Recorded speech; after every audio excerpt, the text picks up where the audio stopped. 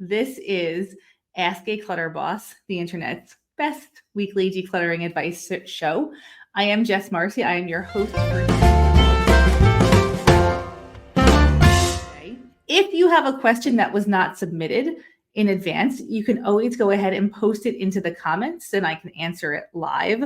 But otherwise, we do have, as usual, some great questions to get us going today. Our first question here.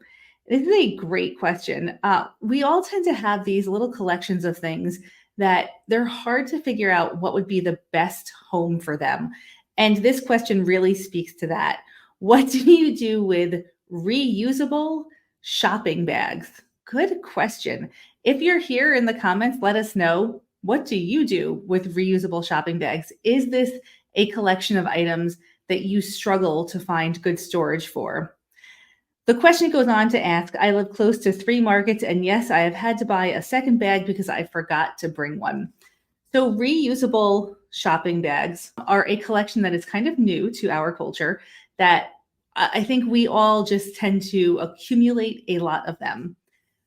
As with any collection, we want to make sure that we're only keeping what we actually need and use. So I frequently go through my collection of reusable shopping bags and get rid of the excess because they're really pretty difficult to store and it's unnecessary to have 50 of them. I feel like every event that I go to, every store that I go to, you come back with some really nice shopping bags, especially if you live in a state that doesn't have plastic bags. Like in New York, there are no plastic bags at grocery stores. Reusable bags are definitely the thing to have on hand.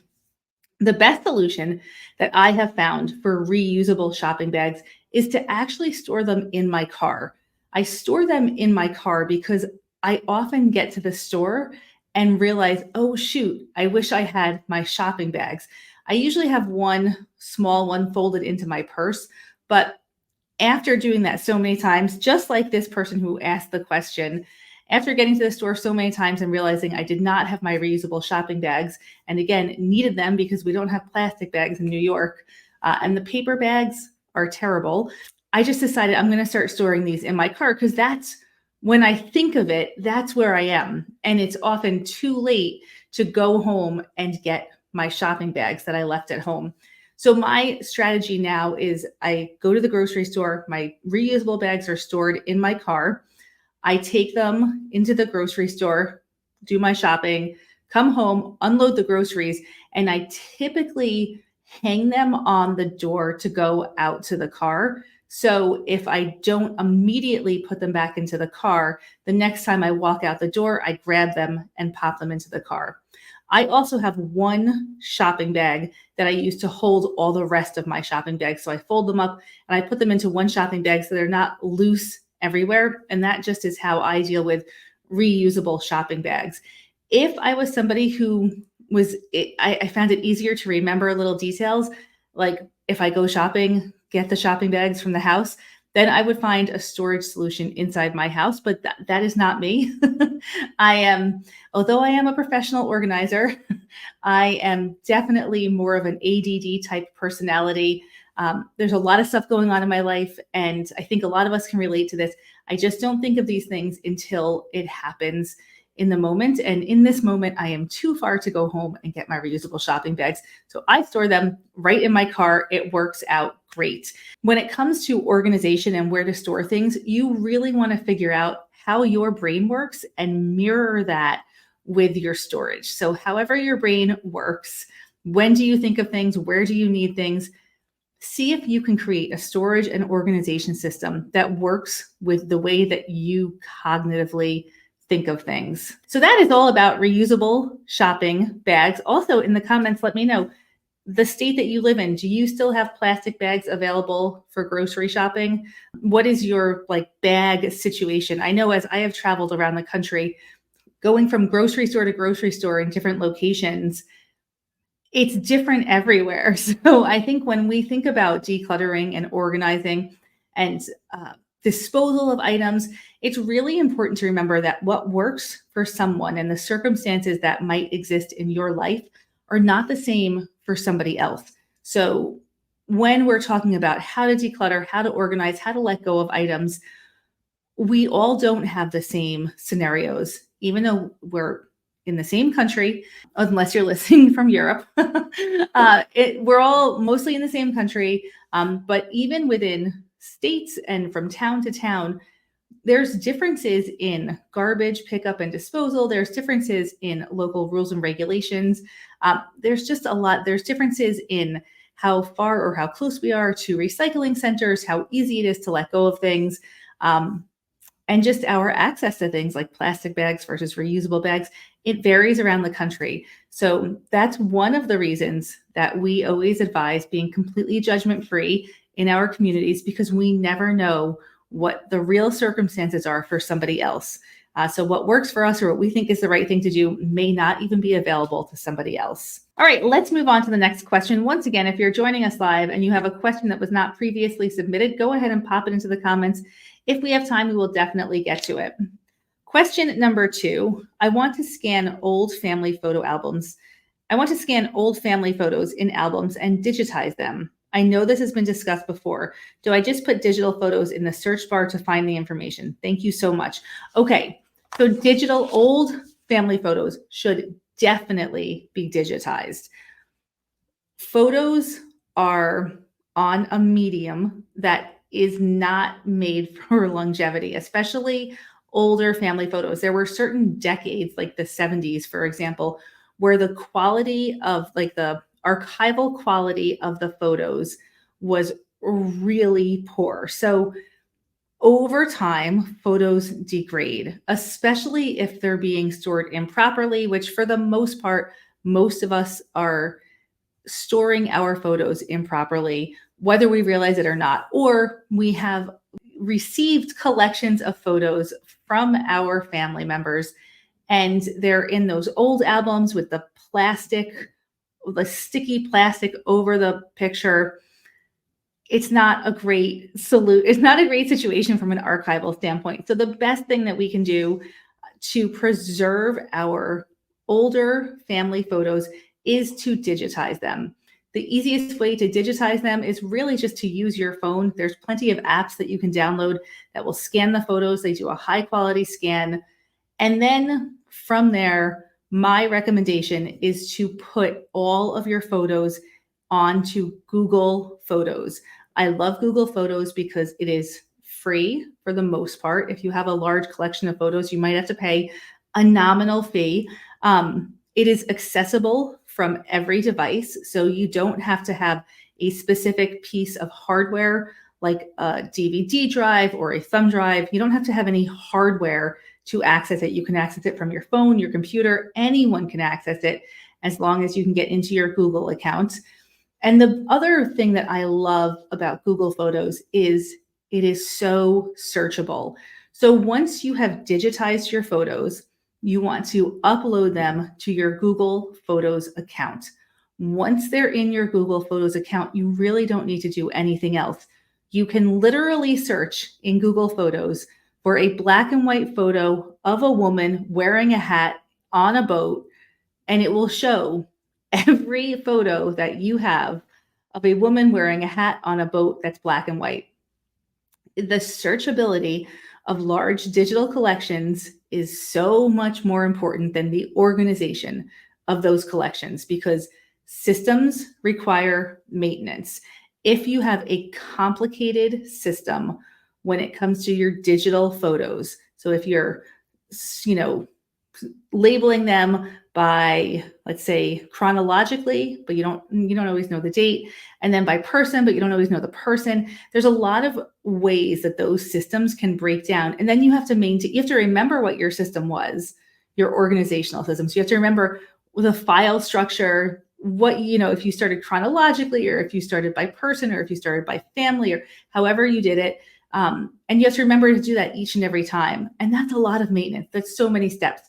It's so much easier to just be able to search for the photo. The other thing is, when we have these organizational systems, if other people need to access these systems or use these systems, and this goes for digital files, it goes for any organizational system in your home or your life, if somebody else needs to use that system, They need to understand and follow your methodology for organization. This is why systems tend to fail. Whenever I've tried like a chore system or just any system around my house, if every single family member is not completely on board and following the system, then I need to go and adjust it. So fix it, maintain it, because not everyone is doing it the way that it's, even putting food away in the fridge. Like for the most part, my family puts the right food in the right spots, but there's a whole section that just gets stuff tossed into it, regardless of how many times I say, this is not where this goes. This is not where this goes. Systems require maintenance. Giant digital systems require a lot of maintenance, and it's hard to remember how you organized it, or even to think about communicating your organizational methods to somebody else, right? We don't even consider that. We want searchable systems. That is the long answer here. We want searchable digital files, because if you can search the file, you're going to find what you're looking for so much more quickly than if you're trying to remember how you organized it. Is this making sense? So Google Photos, very searchable. Once you digitize your photos and get them into Google Photos, you can create an album with just those photos, and then you can share that album with anyone else. So this is a great way to share these photos with other members of your family. Google Photos, 2 thumbs up. I will always recommend this until something better comes along. But as far as I have found and researched, there is nothing that has better searchability than Google Photos. So, and everyone can have a Google Photos account. Like if you're storing your photos on like Dropbox or some very specific photo thing that other people don't tend to have an account for, that's another barrier to them receiving those photos. So Google Photos, pretty much everyone at this point has a Google account, and that makes them more accessible in that way also. The last question that we have that was submitted today is a really good one as well. And we're switching gears here. I need to move my house in the next 6 months, and I have 4 kids, which brings a lot of toys. Yes, it does. Any tips on how to cut down the clothes and the toys to make packing easier? When you are planning for a move, whether you have children or maybe you have your adult children's stuff, or you have whatever, a household full of things. So the average American household has 300,000 items in it. Let's think about that from a moving perspective. That is a lot to move. 300,000 items is a lot to move. Anything that you can do to reduce the amount that you're moving is going to help you out. I would declutter before you move. And this, I think a lot of times moves just kind of sneak up on us, even if we're planning for them, anticipating them, all of a sudden they're there and you haven't decluttered like you thought you would. So then you're packing up all this stuff, unpacking it, and then thinking about decluttering it. Or you have boxes of stuff that you've moved that you've not unpacked, and they're just sitting in your garage or your attic or your basement. Is anybody has that scenario going on? And then they're just weighing on your mind because you don't want to just throw out the box or donate the box because you want to go through it, but it's going to take a lot of time to go through it. So I would definitely advise you to embrace this one single word when it comes to decluttering before you move. And that is ruthless. Ruthless. Be ruthless with your decluttering before you move. There are lots and lots of studies and statistics about how many toys kids have versus how many toys kids play with. And from a neuroscience standpoint, children's brains develop really well when they engage in outdoor play, when they engage in imaginary play. Giving our children more toys does not equal them being advanced in school or in any other area of life. And in fact, the more toys they have, the harder it is for children to engage on a really deep level with a single toy. So it's that the whole thing about choice. Too much choice is actually paralyzing. the more choice we have, the harder it is to make a decision. And this applies to children and toys. The more toys they have to play with, the harder it is for them to decide what to play with. And they tend to migrate from one thing to another without actually engaging in that deeper play that is shown to be really positive for brain development. So be ruthless before you move. If your children have not played with a toy, and they probably are not going to, let it go. If the move is a time to kind of refresh everything and let go of, just a good kind of reason to not move a ton of stuff, talk to them, have the conversation, include them in this conversation, and definitely let go of as much as possible. Be ruthless before you move, not just with toys and clothing, but with absolutely everything.